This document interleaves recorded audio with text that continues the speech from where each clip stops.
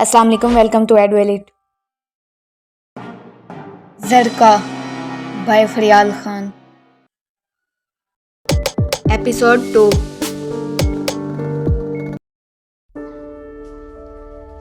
शुरू हो गया इसका ठड़क। नौशाद ने फाइज के कान में सरगोशी की। दरअसल हम लोग रास्ता भटक कर यहाँ आ गए हैं और कल सुबह तक हमें किसी ठिकाने की ज़रूरत है। अगर आप बुरा ना कभी कभी इंसान भटक कर ही मंजिल तक पहुँचता है। हारिब वजाहत करने ही लगा था कि वो अपने मखसूस ठहरे हुए अंदाज में बोल पड़ी। नतीजतन वो खामोश हो गया। ऊपर गेस्ट रूम है, वहाँ जाकर फ्रेश हो जाएं आप लोग, फिर डिनर पर मिलते हैं। लड़की ने इस सिमत आंखों से इशारा किया जहाँ संगमरमर की सफ़ेद सीढ़ियाँ ऊपर के फ्लोर पर जा रही थी। मतलब ये अंदिया था कि वो लोग यहाँ रुक सकते हैं। Thank you so much. Jawad मशकूर हुआ। उसे कोई जवाब देने की बजाय लड़की पलट कर वहाँ से जाने लगी, जबकि फाइज और नवाफिल ने बिना वक्त बर्बाद किए ऊपर की जानिब दौड़ लगा दी, क्योंकि फाइज को मोबाइल चार्ज पर लगाना था और नवाफिल को बाथरूम जाना था। एक्सक्यूज़ मी, आपका नाम क्या है? जवाद ने पीछे से पुकार कर सवाल किया तो वो रुक गई, मगर इनकी जानिब पलटी नहीं। ज़रका।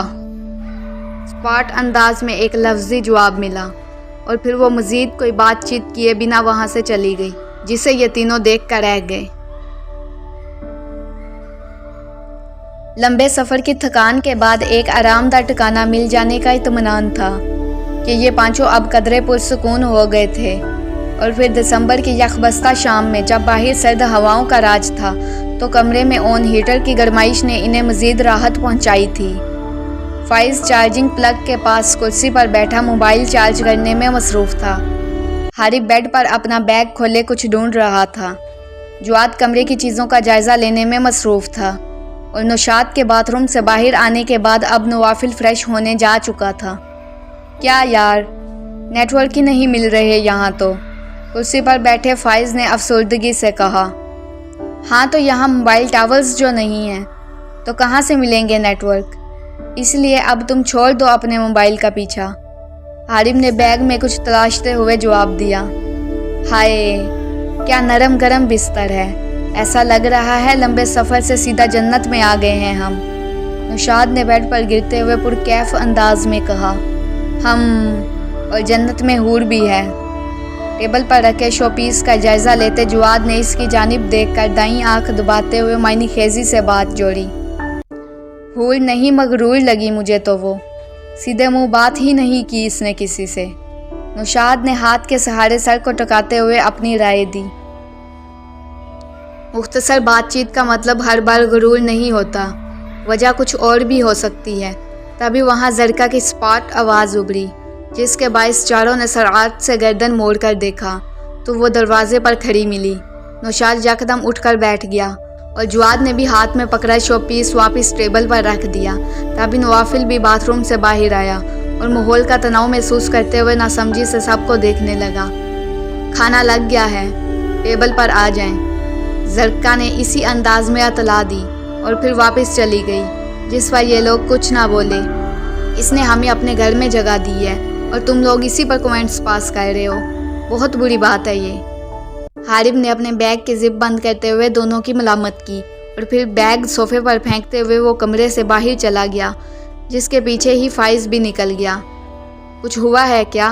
नवाफिल ने नासमझी से पूछा। कहने को इस वक्त डाइनिंग रूम में 6 लोग मौजूद थे, मगर वहाँ सिर्फ 5 के बर्तनों से टकराते चमचों की आवाज़ ही सुनाई दे रही थी। ज़रका सिंगल कुर्सी पर बैठी थी। इसके बाईं तरफ नवाफिल, नौशाद और जवाद बैठे हुए थे, जबकि इनके मुकाबिल यानी ज़रका के दाएं तरफ हारिब और फाइज बैठे थे।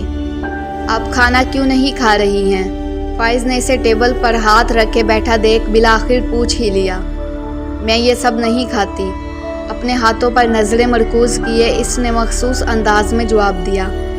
तो फिर क्या खाती हैं? इसने नासमझी से पूछा। तो बजाय कोई जवाब देने के इसने नज़र उठाकर फाइज को देखा, जिसकी बड़ी बड़ी गहरी नीली आंखों से घबरा कर उसने जल्दी से नज़र झुका ली। ओह, मैं समझ गया, आप यकीनन डाइटिंग पर हैं। नवाफिल ने अपने तय नतीजा निकाला, जिसका इसने कोई तस्दीकी या तरदीदी जवाब नहीं दिया। آپ کی آنکھیں اصلی ہیں یا آپ نے لینس لگائی ہوئی ہے؟ نوشاد نے کھوجتی ہوئی نظر اس کے چہرے پر مرکوز کرتے ہوئے جاننا چاہا۔ آپ کو کیا لگتا ہے؟ اس نے آنکھوں میں آنکھیں ڈال کر الٹا سوال کیا۔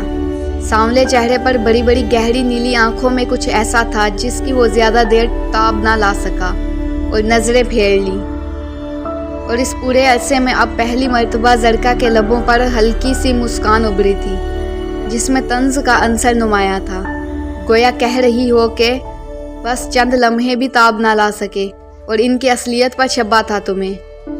آپ کے گھر میں اور کوئی نہیں ہے کیا؟ اب جواد نے نیا سوال اٹھایا۔ نہیں، ایک لفظی جواب ملا۔ آپ کی فیملی میں کوئی ہے ہی نہیں یا سب کہیں اور رہتے ہیں؟ اس نے دوسرے پہلو ٹٹولے۔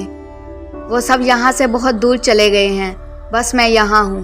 اس نے نظریں اپنے ہاتھوں پر جمائے ہی اسپاٹ جواب دیا، جس کے بعد وہ کوئی مزید سوال نہ کر سکا۔ نتیجتاً وہاں پھر خاموشی چھا گئی۔ آپ کچھ نہیں پوچھیں گے مجھ سے؟ زرکا نے اب تک خاموشی سے کھانا کھاتے حارب کی جانب دیکھتے ہوئے سوال کیا، تو جواباً حارب نے بھی اس کی طرف دیکھا۔ نہیں، میرے ذہن میں جو بھی سوال تھے ان کا جواب آپ ان لوگوں کو دے چکی ہیں۔ اس نے سنجیدگی سے سیدھا سادہ جواب دیا۔ میں کھانا کھا چکا، بہت شکریہ اتنے اچھے ڈنر کے لیے۔ نوافل نے نیپکن سے ہاتھ صاف کرتے ہوئے کہا۔ میں بھی کھا چکا، اب کیا ایک کپ کافی مل سکتی ہے تھوڑی دیر بعد؟ فائز نے بھی کہتے ہوئے عاجزی سے گزارش کی۔ آپ سب کو جو چاہیے یہاں لکھ کر رکھ جائیں، مطلوبہ چیز آپ کے کمرے میں پہنچا دی جائے گی۔ پین اور بک سامنے ٹیبل پر موجود ہے۔ اس نے کرسی سے اٹھتے ہوئے سنجیدگی سے کہا اور باہر کی جانب بڑھ گئی، جسے یہ لوگ دیکھ کر رہ گئے۔ اور ہاں، وہ جاتے جاتے رکی مگر پلٹی نہیں۔ آپ سب کو ایک ساتھ ایک کمرے میں رہنے کی کوئی ضرورت نہیں ہے۔ آپ سب الگ الگ کمروں میں رہ سکتے ہیں، یہ گھر بہت بڑا ہے۔ شب بخیر۔ اس نے اجازت دی تھی یا حکم؟ جب تک یہ سمجھ میں آتا وہ کمرے سے جا چکی تھی، جس کے باعث یہ لوگ ناسمجھی سے ایک دوسرے کو دیکھ کر رہ گئے۔ کھانا کھانے کے بعد سب لوگ دوبارہ اوپر والے پورشن میں آ کر زرکا کے کہے کے مطابق اب الگ الگ کمروں میں جا چکے تھے۔ ایک تو سردیوں کی رات ویسے ہی سنسان ہوتی ہے، اوپر سے یہ جگہ کچھ زیادہ ہی ویران تھی، اس لیے یہ سناٹا کافی پرسرار لگ رہا تھا، جس میں وقفے وقفے سے کہیں دور سے آتی بیڑیوں کی آواز مزید خوف پیدا کر رہی تھی۔ کیا مصیبت ہے یار، ذرا بھی نیٹ ورک نہیں مل رہا۔ فائز اپنا موبائل ہاتھ میں اٹھائے بے چین سا کمرے میں ٹہل رہا تھا۔ اب کیسے بات کروں سمیہ سے؟ وہ تھک کر ایک جگہ رک کر کچھ سوچنے لگا۔ اتنے بڑے گھر میں لینڈ لائن بھی تو ہونی چاہیے۔ خیال آنے پر وہ زیر لب بڑبڑایا اور پھر موبائل پینٹ کی جیب میں رکھتے ہوئے وہ کمرے سے باہر نکلا۔ ہیٹر کی گرمائش والا کمرہ چھوڑ کر وہ جیسے ہی باہر نکلا تو سب سے پہلا احساس اسے سردی کا ہوا، جس کے باعث اس نے اپنی فوجی گرین جیکٹ کی زپ لگا لی۔ لائن سے بنے کمروں کے سامنے گرل لگی ہوئی تھی، جس سے نیچے جھانکنے پر وہ وسیع و عریض ہال نظر آتا تھا، جو اس وقت بالکل سنسان پڑا تھا۔ وہ گرل پر اپنا بایاں ہاتھ پھیرتے ہوئے نیچے جاتی سیڑھیوں کی طرف آیا، جس کی تیسری انگلی میں اس کی منگنی کی سلور انگوٹھی تھی۔ وہ سست روی سے نیچے اترنے لگا۔ نیچے آ کر پہلے اس نے لینڈ لائن فون کی تلاش میں یہاں وہاں نظریں دورائیں، مگر کوئی مثبت نتیجہ نہیں ملا۔ زرکا سے ہی پوچھ لیتا ہوں، وہ بڑبڑاتے ہوئے نتیجے پر پہنچا۔ لیکن اس کا کمرہ کہاں ہے؟ اگلے ہی پل اس نے خود سے سوال کیا۔ ڈھونڈنا پڑے گا، وہ کہتے ہوئے ایک طرف بڑھا۔ آس پاس نظریں دوڑاتے ہوئے ایک راہداری میں آ گیا، جس کے دونوں طرف ترتیب سے کمرے بنے ہوئے تھے۔ وہ ناسمجھی سے ہر کمرے کو دیکھتے ہوئے آہستہ آہستہ آگے بڑھ رہا تھا۔ تبھی ایک کمرے کا دروازہ اسے ادھ کھلا ملا تو وہ اس طرف چلا گیا۔ اس نے کمرے کی اونٹ میں بہت آستگی سے اندر جھانکا تو سامنے کا منظر دیکھ کر اسے تھوڑی حیرت ہوئی۔ اندر کمرے میں زرکا کسی جوان مرد کے بے حد نزدیک کھڑی تھی۔ اس مرد نے دونوں بازو اس کی پتلی کمر کے گرد حمائل کر کے اسے خود میں پوری طرح بینچا ہوا تھا، اور وہ بھی دونوں بازو اس کے کندھوں پر رکھے مسکراتے ہوئے اس سے کوئی بات کر رہی تھی۔ اس شخص کی پشت فائز کی جانب تھی، اس لیے وہ اس کا چہرہ نہیں دیکھ سکا، اسے بس زرکا نظر آئی۔ اس اس نے بتایا تھا کہ وہ یہاں اکیلی رہتی ہے، تو ایسے میں یہاں ایک مرد کی موجودگی، وہ بھی اتنے نزدیک، کچھ عجیب تھی۔ فائز نے یہ سوچتے ہوئے صرف لمحے بھر کو اپنی نظروں کا زاویہ بدلا تھا، مگر دوبارہ جیسے ہی اس نے وہاں دیکھا تو وہ دونوں وہاں سے غائب تھے، جس سے وہ سخت حیران رہ گیا۔ ابھی وہ ناسمجھی سے سب سمجھنے کی کوشش کر ہی رہا تھا کہ اس کے کندھے پر پیچھے سے کسی نے ہاتھ رکھا، جس کے باعث اس کا دل اچھل کر حلق میں آتا محسوس ہوا اور وہ گھبرا کر مڑا۔ پیچھے زرکا کھڑی اپنی سپاٹ گہری نیلی آنکھوں سے اسے دیکھ رہی تھی، جبکہ جس زرکا کو اس نے چند لمحوں قبل کمرے میں دیکھا تھا، اسے اتنی جلدی یہاں دیکھ کر اس کی آنکھیں حیرت سے پھیل گئیں۔ آپ یہاں؟ وہ ہکلاتے ہوئے بامشکل بول پایا۔ کچھ چاہیے آپ کو؟ اس کا سوال نظر انداز کرتے ہوئے وہ سنجیدگی سے پوچھنے لگی۔ جی وہ میں لائن فون ڈھونڈ رہا تھا۔ اس نے خود کو نارمل کرنے کی ناکام کوشش کی۔ آئیں، میں لے چلوں آپ کو اس تک، وہ اسی انداز میں بولی اور پلٹ کر ایک طرف بڑھی، جس کے پیچھے وہ بھی چل پڑا۔ وہ ابھی تک حیران و پریشان تھا کہ زرکا کیسے اتنی جلدی وہاں سے یہاں آ گئی۔ کیا اس نے جسے دیکھا وہ واقعی زرکا تھی یا کوئی اور؟ وہ اس سے اس بارے میں پوچھے یا نہیں؟ اسی شیش و پنج میں مبتلا زرکا کے پیچھے چلتے فائز کو یہ پتہ ہی نہ چلا کہ آگے چلتی زرکا کے لبوں پر ایک عجیب سی مسکراہٹ تھی۔ زرکا محل میں پہلی صبح نے ان سب کو خوش آمدید کہا، جس کا نظارہ کرنے کے لیے حارب نے اپنے کمرے کی کھڑکی کھول دی اور ایک تازہ ہوا کا جھونکا اسے چھو کر گزرتے ہوئے سرشار کر گیا۔ اس کے باعث دھندلے نظر آتے بلند و بالا پہاڑ اور رزق کی تلاش میں آسمان پر پھیلے اڑتے پرندے سبھی اس منظر کو خاصا خوبصورت بنا رہے تھے۔ ٹک ٹک ٹک، تبھی دروازے پر ہوئی دستک نے اس کی توجہ یہاں سے کھینچی اور وہ کھڑکی یوں ہی چھوڑ کر دروازے پر آیا اور لاک کھولا۔ سامنے ہی زرکا اپنے سابقہ لباس و انداز میں کھڑی تھی، جسے دیکھ کر وہ تھوڑا حیران ہوا۔ نیچے آ جائیں، ناشتہ لگ گیا ہے، اس نے ٹھہرے ہوئے انداز میں اطلاع دی۔ سب لوگ پھر سے ڈائننگ ٹیبل کے گرد اپنی سابقہ جگہ پر موجود تھے۔ خاموشی بھی ویسے ہی برقرار تھی اور زرکا بھی دونوں ہاتھ ٹیبل پر رکھے بیٹھی تھی۔ یہ فائز اٹھا نہیں ابھی تک؟ جواد نے کپ میں چائے نکالتے ہوئے پوچھا۔ پتہ نہیں یار، میں تو کمرے سے سیدھا یہیں آیا ہوں۔ سلائس پر مکھن لگاتے نوشاد نے کندھے اچکا کر لا علمی سے اظہار کیا۔ میں دیکھ کر آتا ہوں اسے، حارب کہتے ہوئے کرسی سے اٹھنے لگا۔ تم بیٹھو حارب، نوافل جاؤ تم دیکھ کر آؤ۔ نوشاد نے اسے روکتے ہوئے اپنے برابر میں بیٹھے نوافل کو حکم دیا۔ کوئی موقع نہیں چھوڑتے ہیں مجھ سے کام کروانے کا۔ نوافل بے مزہ ہو کر بڑبڑاتے ہوئے اٹھ کر وہاں سے چلا گیا، جس کے بعد دوبارہ وہاں خاموشی چھا گئی۔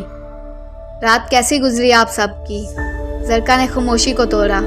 سو کر، جواد نے شرارت سے جواب دیا۔ کوئی دقت تو نہیں ہوئی؟ جواد کا مذاق نظر انداز کرتے ہوئے اس نے سنجیدگی سے پوچھا۔ نہیں، پہلے اتنا اچھا کھانا کھلا دیا تھا آپ نے، جس کے بعد نرم و گرم بستر پر بہت اچھی نیند آئی، اور اب اتنے اچھے ناشتے نے طبیعت فریش کر دی، نوشاد نے بنا بخل کے سادگی سے کہا۔ بہت شکریہ اتنا سب کرنے کے لیے۔ حارب بھی اس کا شکر گزار ہوا، جس کے جواب میں وہ کچھ عجیب سے انداز میں مسکرائی، جو تینوں کو ہی کھٹکا۔ بھائی فائز تو اپنے کمرے میں ہی نہیں ہے، تبھی نوافل کہتا ہوا وہاں آیا تو سبھی اس کی جانب متوجہ ہوئے۔ ہو سکتا ہے باتھ روم میں ہو، جواد نے خیال ظاہر کیا۔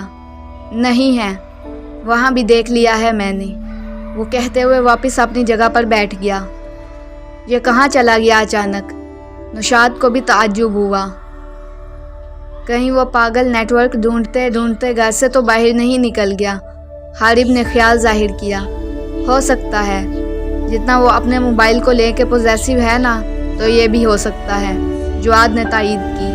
ہاں، ایوان گھر میں بھی پتہ ہے وہ سب سے زیادہ کس کے قریب ہے، نوشاد نے کہا۔ کس کے؟ حارب نے سب کی ترجمانی کی۔ چارجنگ پلگ کے، اس نے شرارت سے بتایا۔ تو یہ سب لوگ بھی ہنس پڑے۔ چلو ناشتہ کر کے ڈھونڈتے ہیں اس پاگل کو، پھر ہمیں یہاں سے نکلنا بھی تو ہے۔ جواد کہتے ہوئے دوبارہ ناشتے کی جانب متوجہ ہو گیا، جبکہ زرکا اس دوران بالکل خاموش تھی۔